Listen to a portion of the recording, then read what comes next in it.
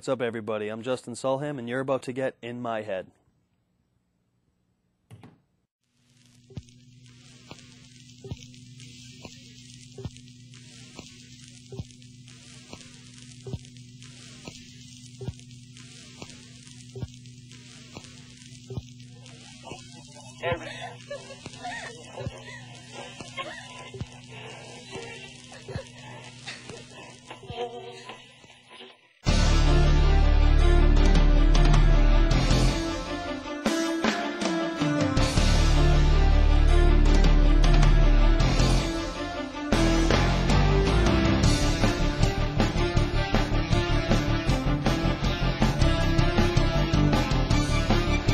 Right now at 8 o'clock, it's 9:30, but we did bang out a half hour of the climbing up the stairs, so we're...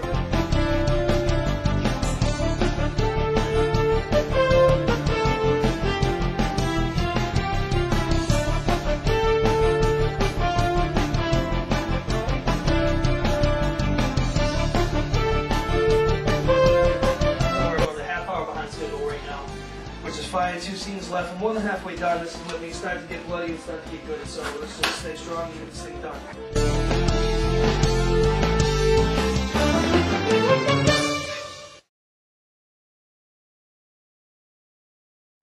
Alright, so on the last episode I introduced you guys to some of the work that I've already done. I showed you Unexpected Company, Always Kiss Me Goodnight, Photo Freak Show, and a couple of trailers. This episode, moving forward, I'm going to be doing things a little bit differently. Sitting down and interviewing people that are in the industry, showing you new work or work that I'm working on, and getting a little more inside the actual process that goes into making an independent film. First and foremost, though, I want to make sure that I get this, get this out of the way. I want to thank a couple of people. The Foxborough Reporter and the Sun Chronicle did 2 wonderful articles on the show. I want to thank Bill Stedman at the Foxborough Reporter, and I want to thank Mike Gelbwasser over at the Sun Chronicle. You guys did a fantastic job, and I couldn't have asked for more. I thank you for that. So, with that out of the way, I want to get something else out of the way. Now, I did this episode, a pilot, for a cooking show that I just am never going to do anything with, and I want somebody to see it. It's simple. It's long. It's 15 minutes. Hopefully you don't get too bored, and hopefully you don't change the channel. But it's called Cooking with Papa, and basically I'm going to show you guys how to make chicken fajitas. So I'm going to get that out of the way. I'll come back, and then we'll get into the rest of the show. So check it out. This is the pilot episode for Cooking with Papa. Hope you enjoy it. Alright, so I showed you guys how I storyboard a film. I showed you how I write one. Now I'm going to show you how I cook in the kitchen. This morning I had some chicken fajitas for breakfast, and they look damn good. I want to get that on tape, and I want to show you how I made them. I always wash my hands, even if I don't have any of the good hand soap. Use some dish soap.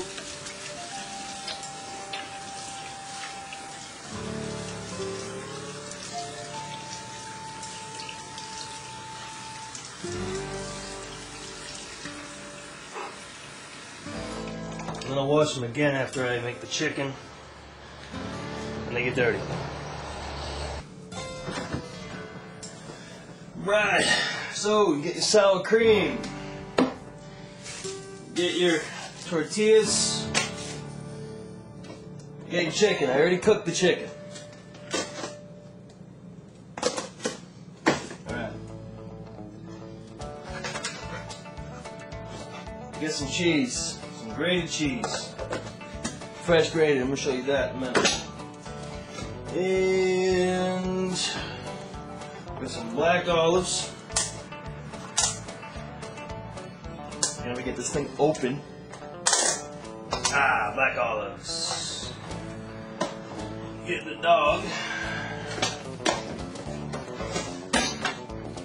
Dip.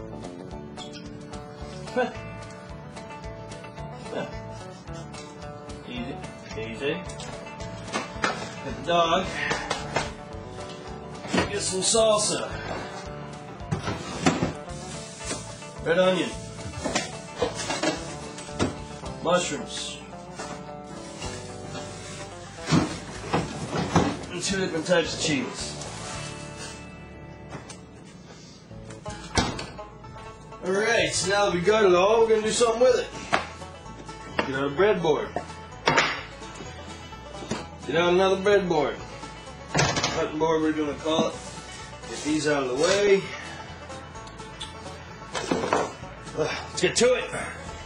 Alright, first and foremost, get a nice little chef's knife right here. Now, I like to cut all this stuff fresh. I like to cut all the mushrooms. I like to get them nice and diced up.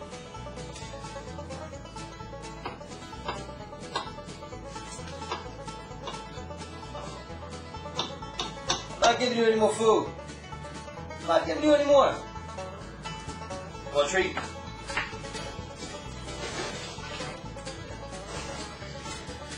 Go away. Right.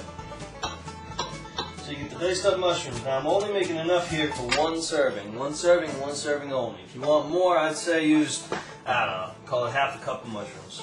Baby bellas. Baby bellas. Put the cheese off to the side. Some black olives. I like to keep everything organized. I like to keep everything together.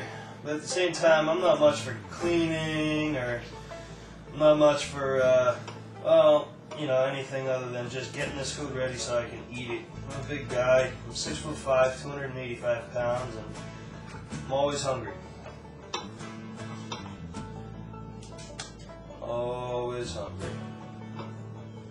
Alright, so now I'm making up black olives here. I'm gonna dice them up and I'm gonna put them in the skillet. I'm gonna skillet fry them and get them so that I can throw them on the side of the plate. I like to have a little decoration when I eat. I'm lame, but that's how I like to do it.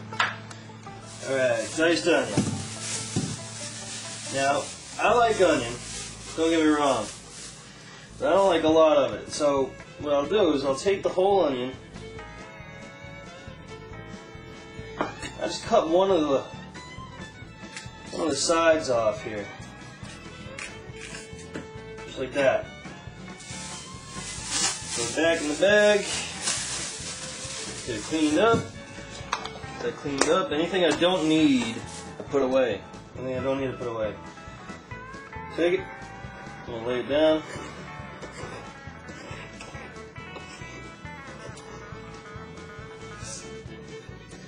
Now I find that one of the best tools that I've invested in since I started cooking was a good set of knives. I got these knives at Home Goods for, I don't know, call it 40 bucks. Something like that. Alright. My onions diced up. Those are the ones that are going in the fajitas, okay? These ones are the decoration ones. Get those ready. Right. Chicken.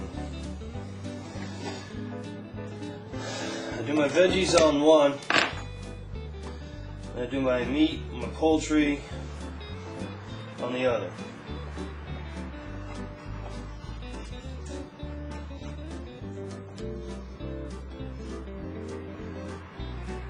Alright.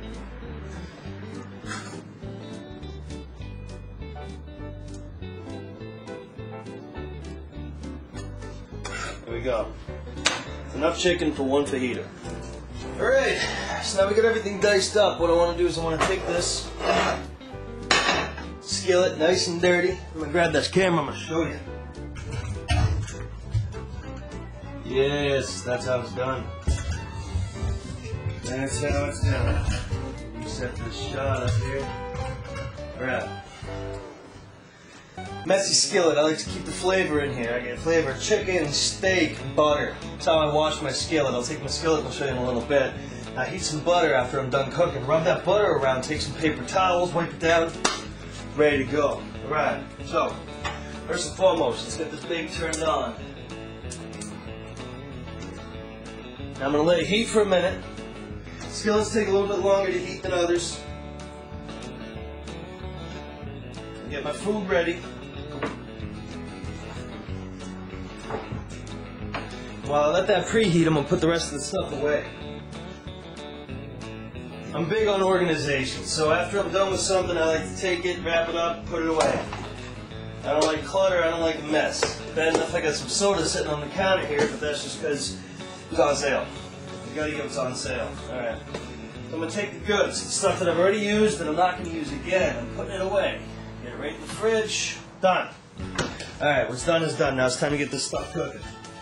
Alright, so now it's all ready to go. It's nice and warm. I'm going to take it, I'm going to put my veggies in first. Now, I basically like to take them and separate them. No need, I just like to take them and separate them. They're going to get all jumbled up in a minute anyway, but for now, I like to spread them out.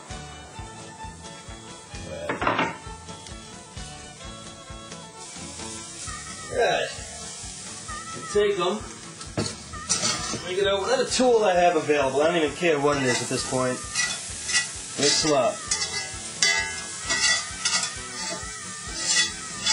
Now these veggies are getting nice and heated, nice and cooked up. I like to have the veggies a little bit warmer than the meat. Most people are the other way around. I just find that warm vegetables, because they're so full of water, very water-based, that they go down easier when they're very, very hot. But chicken, that's not the case. So, I'll take my chicken next. I'll put my chicken off to the side.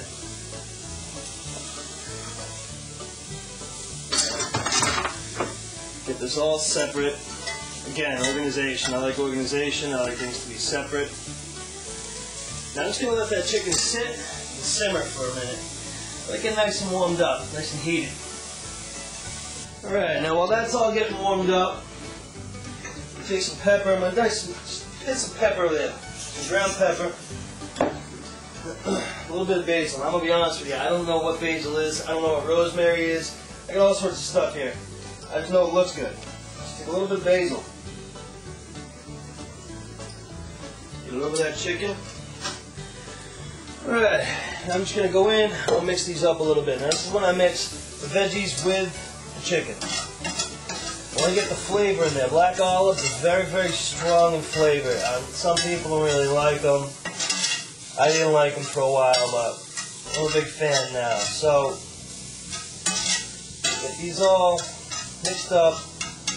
Let them soak in each other's flavor. I want everything to taste like everything. I don't want to have one bite taste like olives, one bite taste like onions. I want everything to taste like everything. So now, while these are heating up over here, I want to take this little tortilla wrap right here. I'm just going to put it in, let it get heated up for 1 minute. While I'm doing that, I'm going to get the cheese ready. Now, I told you that I was going to show you how to shred some cheese, but I'm not going to do that today. If you don't know how to shred cheese, you shouldn't be cooking. And there's a good place, McDonald's, Burger King, Taco Bell. I'm not trying to do some product placement here or some plugs, but if you can't shred cheese, then don't even try cooking. Go to those places and eat. I just don't want you in the kitchen. Alright, now the tortilla wrap is cooking. Now it's cooking up. It's getting nice and soft. I'm going to take it, I'm going to flip it, and I'm going to let it sit for just 1 minute, okay? Now while I'm doing that, I'm getting this cheese sprinkled. Cheese sprinkled, sprinkled, sprinkled. This is too hot. I'm going to take this off the burner for a minute. Sit over here, let it cool down. Spread these out.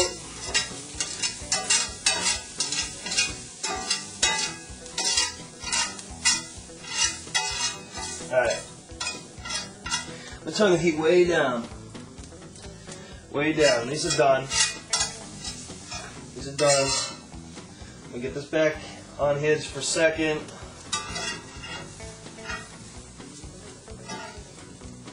Alright. Now this is all ready to come off. Alright, so now after checking and making sure that I turn my gas off, it's real important to make sure you always turn the gas off. I'm going to get a plate ready. I'm going to get this stuff on! Alright. Real simple. Nothing to it. Flour tortilla. You get a little bit of cheese in it. This is where it gets fun. Take my skillet with all my veggies.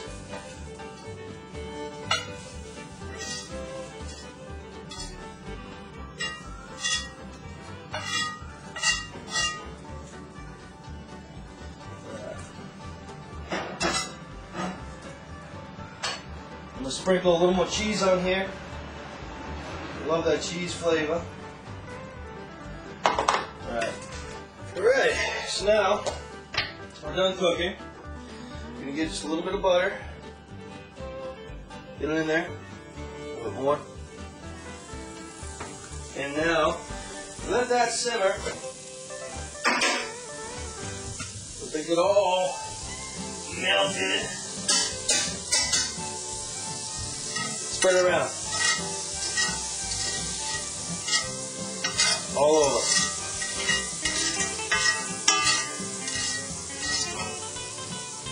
Now, I know a lot of you are watching at home saying, you gotta go easy with that turner, just scratch a skillet. Good news is, this is my skillet. So if I want to scratch it, I can.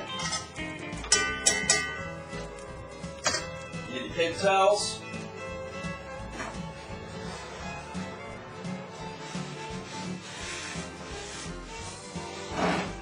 You wipe it down.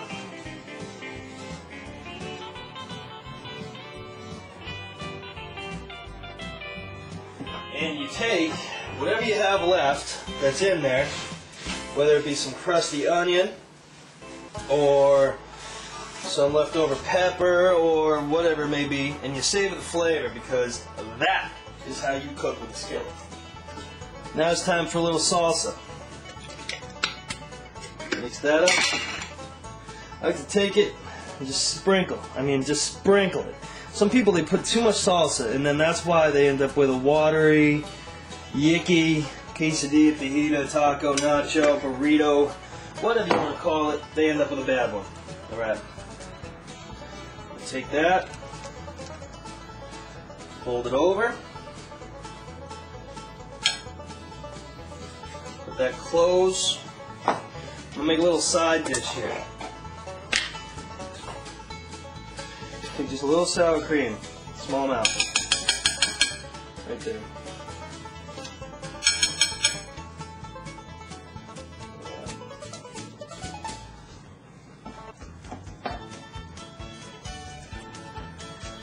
Can have a little bit of salsa right here.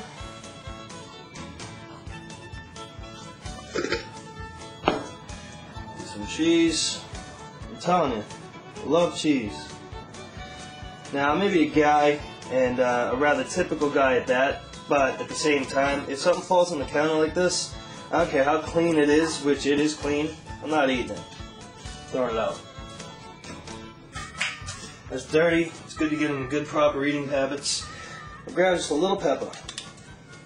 It's more for, decor than anything. Now, get yourself, I'm going to go handheld here. Let's take a look. Get yourself a chicken fajita. You get the tomato salsa, you get the shredded sharp cheddar and Monterey Jack, eat some sour cream with some ground pepper, and get your fajita right here.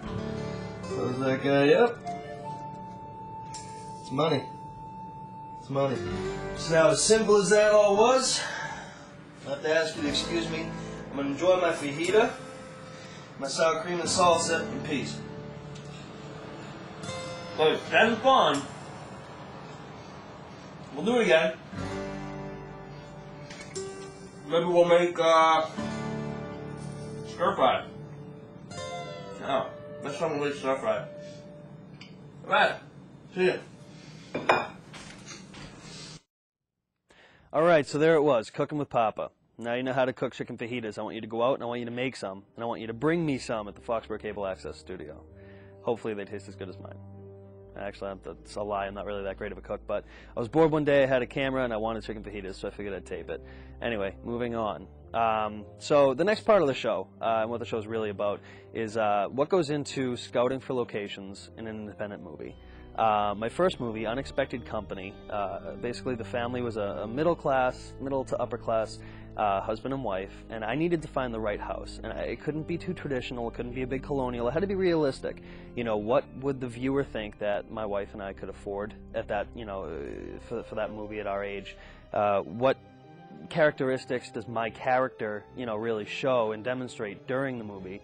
And how can I get the things in the house to reflect that? I needed to make it seem realistic. I personally, not as a character in a movie, but Justin Sulham, I would never live in a colonial house, and I would never own an antique. It just doesn't interest me. So I kind of did the same thing with that character. I wanted to find the right place. I looked at literally 10 houses, 15 houses, until I found the right one. Everybody in my family got offended that I didn't want to use their house, whatever. So anyway, I found the right house, and we shot there, and I was completely content with the way that came out. Always Kiss Me Goodnight was another tough one, because this, again, was a middle-class family with a daughter, and the husband about 35 years old, the wife was about 30, and they had, you know, an 8-year-old girl, 10-year-old girl. How do I find the perfect household for that? I couldn't have it be too enormous, I couldn't have it be too small, and I wanted a fireplace. So, again, that was, you know, a process, and after that one was easier, there was about 5 or 6 houses, I found the right place. I was really happy with that. But if you notice in Always Kiss Me Goodnight, there's a huge continuity error. The one thing that I couldn't find, actually, let me rephrase that. When I found the house that we shot in, it didn't have the one thing I needed. It didn't have 2 bedrooms upstairs that worked for what I needed. Their guest bedroom was on the 1st floor, and the master bedroom was on the 2nd. I needed to make it look like the guest bedroom on the 1st was directly across from the master bedroom on the 2nd. So how do I go from, you know, going up the stairs to the master bedroom? How do I cheat that shot and make it look like it's going directly across to the guest bedroom, which is the daughter's bedroom in the movie? And if you notice a couple of times, you'll see there's a wall outside the daughter's bedroom earlier in the movie, and then the wall disappears when I, you know, actually use the exterior shot of the guest bedroom upstairs. And yeah, it was a little messy, you know, and you get that though sometimes, and what you have to do is just do the best you can with the location that you find, or you know, that you really set your heart on and say, this is what I need for my movie. So this segment here that you're going to check out, this is basically just going into Providence, Rhode Island, and you know, going location to location, seeing some of the sites, and really just seeing how much of a character and how much of an element the right location is to an independent movie. You know, I mean, it really, to me, it makes a movie. You have to have the right location. So check out this segment here. This is location scouting in Providence, and then we'll come back and we'll talk about the good things to come. So this is location scouting in Providence, Rhode Island. Check it out. What's up, everybody? How you doing? I'm Justin Sulham within my head on location today in sunny Providence, Rhode Island. Let's check it out.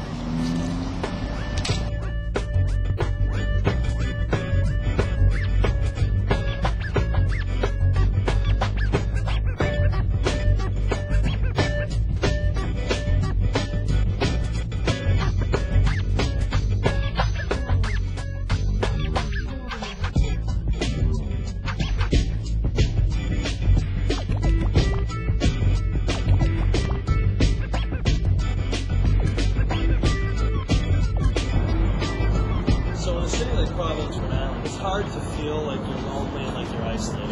In a horror movie, I'm going to need to establish that feeling. I'm going to make this woman character, this female character, who's lost everything that ever mattered to her. It seemed like she's all by herself in the city. It's big and beautiful Providence, Rhode Island. So that's going to be my first challenge. Let's go more downtown. Let's take a look and see what else Providence has to offer. Locations, to me, in any film, are key to whether what you're going for works or not. They just have a way of taking the most simple or complex of shots and enhancing them tenfold. You get like a breakup scene in some romantic type movie or something like that, and it's set in a train going through an open field or something. You compare that to the same breakup scene, but in an empty train station, and you see the difference. I mean, it's really difficult to establish the drama that's happening when everything that you see is beautiful, like in a train, you know, with the scenery behind it. But in an empty train station, you sense the isolation and the feelings of being alone and confused. That's a big difference. So it just, to me, is key to have the right locations for any scene, big or small.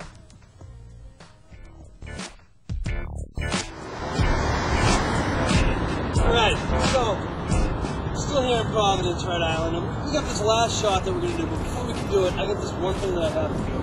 I have to jump through this big donut looking thing. I have to do it. So, go on board.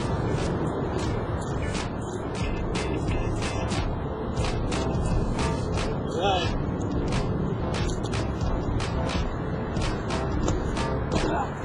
300 pounds, baby. Anyway, now that I got that out of my system, and here we are, Providence, Rhode Island. Like I said, it's a good spot to shoot. You just have to know where to shoot it. You have to know what to get. You have to know when to get it. So today we came in you saw, we, like I said, didn't conquer. It's freezing. So what I'm going to do is I'm going to go, we're going to get some food in our bellies. I'm going to bulk up to 302 pounds. We're going to go back home to Foxborough and get some shooting there. And then you guys can go about your day. So, this is Justin Sulham in Providence, Rhode Island, signing off. And we'll see you in Foxborough soon. Until then, au revoir. All right, so that was location scouting in Providence, Rhode Island. Pretty much on the show, you know, you've seen Cooking with Papa, that disaster of a pilot for a cooking show, and you've seen location scouting in Providence, Rhode Island. One of the things that I'm really excited about is the next few episodes. Next episode, I'm going to be interviewing, he's an MTV face, his name's JT, Jay Tronius. He's a musician, he lives up 495 right here in Massachusetts, and he's been all over MTV lately. And basically I'm going to sit down with him in the studio, one-on-one, and just talk about scoring a film. Now, I mean, I've talked to you about it, and I've talked to you about how important it is to have the right score for the right film and how it really sets the tone. It'll be a little more interesting for you now that you'll be able to sit with a musician and actually hear their side of it and get to see, you know, what they put into it as far as how difficult it is and, you know, how important film relies on music and music relies on film and so on and so forth. So we'll be sitting down with JT, and then over the next few episodes we'll also be sitting down with a representative from the mayor's office, the mayor's press office in Boston, to discuss film permits and how important film permits are in the city. Just a real quick jump on it. I'm not sure if you're familiar with, what's it called? Live by the Gun, Die by the Gun. I believe that's the name of the short film that recently had the state police all over it in Boston, Massachusetts. Basically, they were shooting a scene, a shootout scene, and there was some gunplay with fake guns, and there was fake blood. But how are the state troopers going to know that if one of them, or a few of them, just so happen to see this going on, and they don't see any signs anywhere that say film in progress or anything like that? So, long story short, Live by the Gun, Die by the Gun is pretty much going to die by the fact that they didn't have film permits for their shoot. And after you're surrounded by 8 or 10 state police officers and you have to convince them that the guns are fake, I'm sure that was an experience that they'll never forget. So maybe they should tune in on the next episode and see exactly how you go about getting a permit in the city of Boston and the state of Massachusetts to film. So that concludes the show, and I appreciate you guys sitting down with me for a half hour and checking it out, and hopefully you continue to do so. So this is Justin Sulham signing off again and thanking you for getting in my head.